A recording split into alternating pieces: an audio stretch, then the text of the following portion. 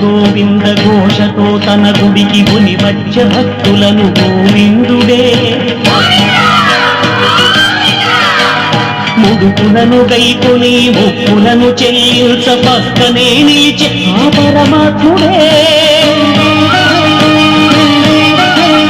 అలనేలు మంగమ్మ అమ్మయ్య వచ్చి తల నీలాలనిప్పించే తన స్వామికి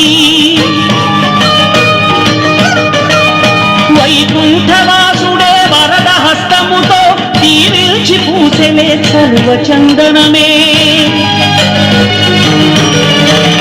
ఋషులకే కలుగదు భాగ్యము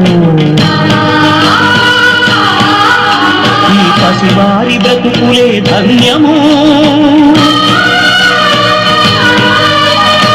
అమ్మని నాన్నని కలపాలని మదినమ్ని పూనిన వ్రత దీక్షకి నిలువెల్ల కరిగాడు ఏడు కొండలవాడు చిన్నారి భక్తులకి అయినాడు భక్తుడు